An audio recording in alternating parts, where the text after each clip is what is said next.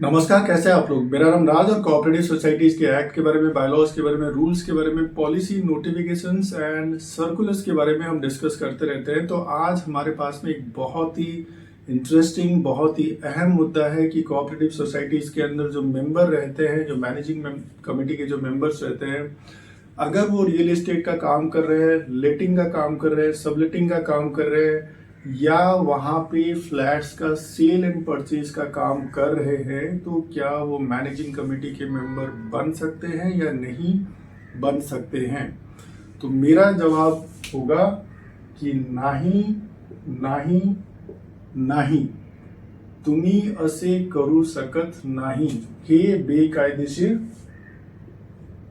आहे, ये आप कर नहीं सकते हो, ये इलीगल होगा और आपका डिस्क्वालिफिकेशन बनेगा, जिसका प्रोविजन दिया गया है सेक्शन 154B23 के अंदर। डिस्क्वालिफिकेशन द मेंबर्स के बारे में दिया गया है। और ये एडिशन कहाँ पे हुआ था? जब कोऑपरेटिव सोसाइटीज एक्ट के अंदर जो अमेंडमेंट आया 2019 में, और 23 जुलाई 2019 से जब ये इफेक्टिव हुआ, उसके बाद से ये एप्लीकेबिलिटी बन जाएगी। तो क्या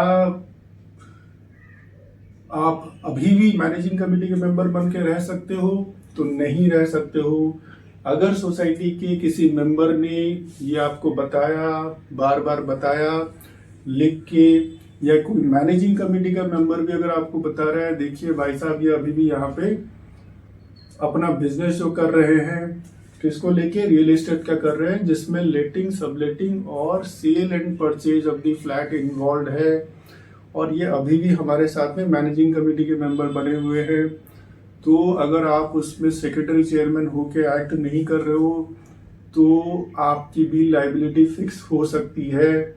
मत भूलिए कि कोऑपरेटिव सोसाइटीज एक्ट के अंदर, बायलॉज के अंदर, the committee is jointly and severally responsible for each act and, ठीक है, एंड ओमिशन।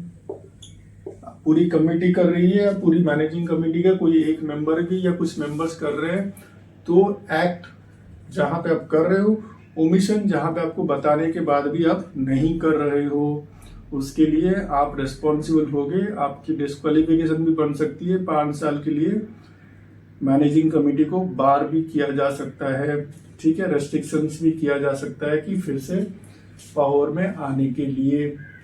तो यही जानने की कोशिश करते हैं 154B23 क्या बोलता है कि without prejudice to other provisions of this act, ठीक है, इस एक्ट के अंदर जहां जहां पे जो भी और प्रोविजंस दिए गए हैं, बिना उसको छुए हुए, बिना उसको अफेक्ट किए हुए, और द रूल्स एक्ट के अंडर में हमेशा रूल्स को बनाया जाता है।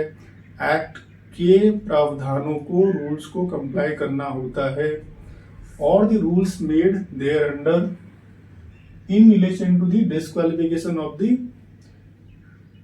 member of the managing committee, ठीक है, इसको ध्यान में रखते हुए no person shall be eligible to be appointed, nominated, elected, co-opted or being member of the committee।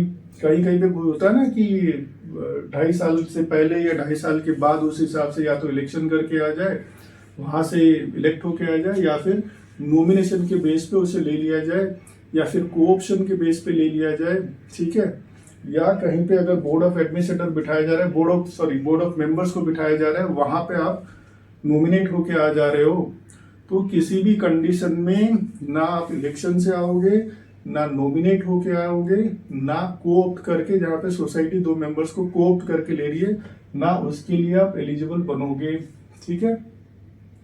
अगर नीचे के प्रावधान को आप कंप्लाई नहीं करते हो, क्या है वो? If he carries on the business of letting. अब ये 3 वर्ड्स को हम समझने की कोशिश करेंगे, letting, subletting and selling of the flat. अब सेलिंग ऑफ द फ्लैट मतलब जहां पे rights, possession, interest and share of the property किसी एक प्रपोज्ड मेंबर के नाम पे हो जाता है, तो उसी सोसाइटी के अंदर लोगों के लिए, मेंबर्स के लिए आप फ्लैट खरीदने और बेचने का काम कर रहे हो। जहां पे हम लीव एंड लाइसेंस की बात कर रहे हैं, L&L जो जनरली 11 मंथ्स का होता है, ठीक है, तो वहां पे जो टेनेंट होता है उसके कोई राइट्स नहीं होते हैं, उसके पास कोई फर्दर उसे सबलीज करने की या उसे आगे भाड़े में चढ़ाने के उसके पास में कोई राइट्स नहीं होता है। उसके पास 11 महीने उसी फ्लैट में रहने का, पोजेस करने का, मतलब वहां पे एक्वायर करने का ही ओनली प्रोविजन रहता है। मगर जहां पे हम लेटिंग की बात कर रहे हैं, इसका मतलब आप उसी एग्रीमेंट के अंदर क्या वहां पे कोई प्रावधान बना रहे हो जहां पे जो टेनेंट है वो उसे फर्दर भाड़े पे चढ़ा पाए, या सबलेटिंग मतलब जिसको आपने ये दिया हुआ है उसने फर्दर वहां पे दूसरी प्रोविजन क्रिएट की कि कोई और आके वहां पे भाड़े में रह पाए, ठीक है। तो ऐसा कोई एग्रीमेंट आप जहां पे कर रहे हो जहां पे कोई प्रावधान हो कि वो फर्दर भाड़े पे चढ़ाया जाए, या ऐसा कोई चीज जहां पे जिसको भाड़े पे चढ़ाया उसने फर्दर भाड़े पे चढ़ा दिया या भाड़े पे चढ़ाने का प्रोविजन किया, तो फिर वहां पे हो गया सबलेटिंग। अब कहीं कहीं पे ऐसा भी हो सकता है एसोसिएट मेंबर, जो फैमिली के मेंबर्स हो सकते हैं जिसके आपके प्रॉपर्टी में राइट्स नहीं है, इंटरेस्ट नहीं है, पोजेशन नहीं है। हो सकता है आपने उसको फ्लैट दिया हुआ है सबलेट करके या सबलेट करके, और उसने लेटिंग या सबलेटिंग किया, तो वो भी इनएलिजिबल हो जाएगा फर्दर मैनेजिंग कमेटी का मेंबर बनने के लिए, कॉन्टेस्ट करने के लिए, कोऑप्ट होने के लिए, नॉमिनेट होने के लिए, ठीक है, या इलेक्ट होने के लिए। तो यहाँ पे ये बेसिक डिफरेंस है लेटिंग, सबलेटिंग और leave and licence. Leave and licence 11 महीने के लिए हो सकता है जहां पे टेनेंट का कोई राइट्स नहीं है, मगर लेटिंग केस में टेनेंट्स के राइट्स क्रिएट किए जा सकते हैं, इसके लिए फिर वो किसी को भाड़े में दे दे।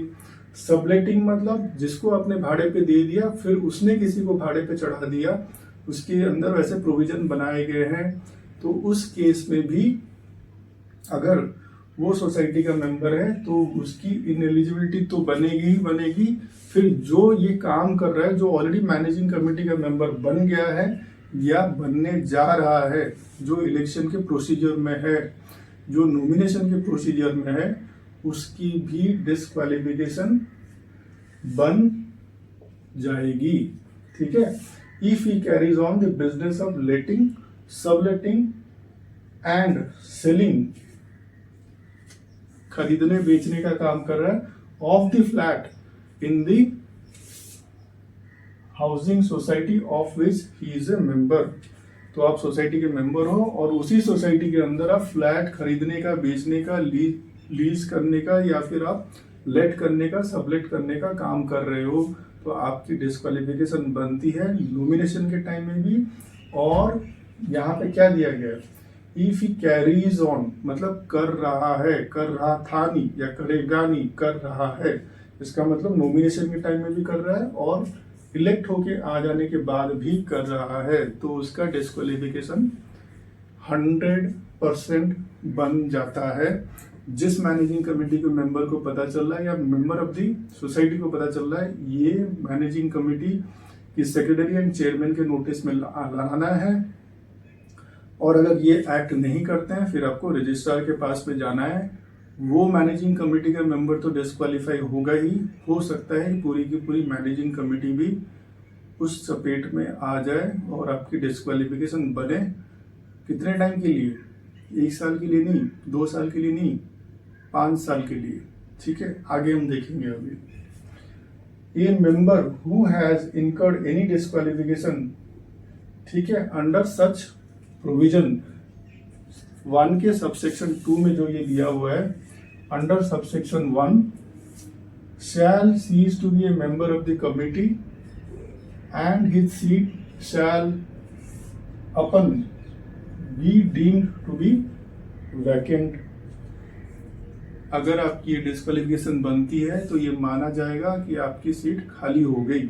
जिस दिन ये प्रूव हो गया, जिस दिन ये आपको कंप्लेन हो गया मैनेजिंग कमेटी के चेयरमैन सेक्रेटरी को, अगर वो एक्शन नहीं लेते हैं और रजिस्ट्रार के पास जब जाते हो वहां पे ये प्रूव हो जाता है from the date of order और फ्रॉम द डेट ऑफ जहां से आपकी ये एलिगेशंस लगी हुई है रेट्रोस्पेक्टिवली ऐसा हो सकता है आपकी डिस्क्वालिफिकेशन बनेगी और ये माना जाएगा कि आपका सीट जो है आपकी पोस्ट जो है वो मेंबरशिप जो है मैनेजिंग कमेटी के अंदर वो वैकेंट हो गई, खाली हो गई। ठीक है, a member of a committee who has ceased to be a member.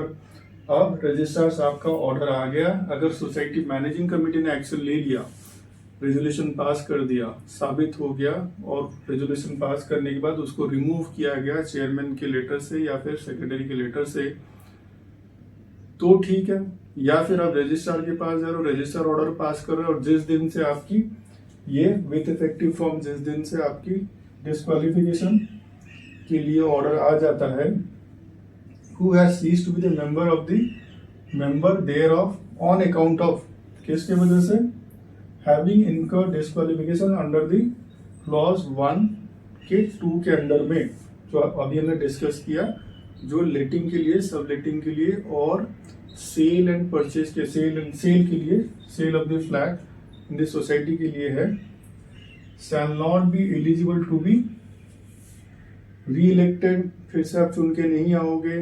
मान लेते हैं कि 2 साल के लिए आपकी कमेटी का अभी ड्यूरेशन, अभी टोटल जो अभी 3 साल निकल गए कमेटी के, 2 साल बचे हुए हैं।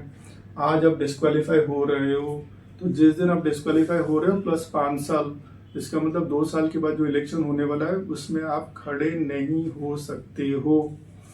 ठीक है, कोऑप्टेड, कोऑप्शन में भी आप नहीं हो आ सकते हो। अगर 2 साल बचे हुए हैं, सोसाइटी के 2 मेंबर्स की सीट वहां पे खाली हो गई है मैनेजिंग कमेटी के अंदर, आप भी वहां पे डाल रहे हो एप्लीकेशन, तो आपकी एलिजिबिलिटी नहीं बनती है। किसी बोर्ड ऑफ मेंबर्स के अंदर भी आप नहीं आ पाओगे।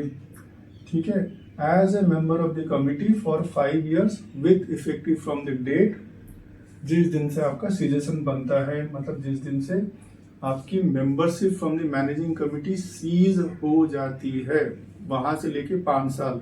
और कब आप एलिजिबल होगे, री एलिजिबल टू बी री इलेक्टेड, री कोऑप्टेड या renominated as soon as such disqualification ceases to exist. इसका मतलब जब आप वहां पे उसी सोसाइटी के अंदर सेल एंड परचेज का काम छोड़ दोगे, लीज नहीं, लेटिंग का या सबलेटिंग का काम छोड़ दोगे, तब से लेके आप फिर से एलिजिबल हो जाओगे, but not before 5 years from the date of cessation of your membership from the managing committee. ठीक है, कई सारे लोग, ये भी उनका डाउट रहता है, ऐसे सवाल उनका मुझसे रहता है कि क्या अगर वो दूसरी सोसाइटी के अंदर लेटिंग, सबलेटिंग और सेल का काम कर रहा है, तो क्या वो मैनेजिंग कमेटी का मेंबर उसी सोसाइटी में बन सकता है? उसका जवाब है हाँ, बिल्कुल बन सकता है। उसमें कोई भी रेस्ट्रिक्शन नहीं है।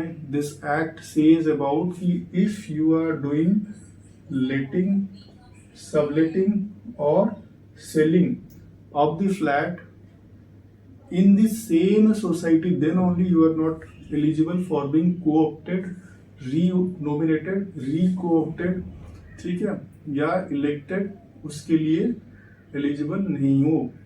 ठीक है, तो ये बहुत ही एक ध्यान में रखने की चीज है। अगर मैनेजिंग कमेटी इसमें एक्ट नहीं कर रही है, वो भी इक्वली दोषी, वो भी इक्वली रिस्पॉन्सिबल है। उनके ऊपर भी अगर हम देखेंगे, क्योंकि disqualification of the member of the managing committee नहीं है, disqualification of the member of the managing committee and managing committee member, ये 154B23 दोनों के बारे में बोल रहा है। ठीक है, तो इन चीजों को ध्यान रखते हुए मैनेजिंग कमेटी को अपना एक्शन ठीक से करना है। कोई भी डिस्क्रिपेंसी से काम नहीं करना है। जो एक्ट में प्रोविजन है, बायलॉज में है, रूल्स में है, उन्हीं को कंप्लाई करते हुए काम करना है। और ऐसी चीजों को जानने के लिए आप हमारे साथ में जुड़ रहिए। आप सबका बहुत सारा धन्यवाद।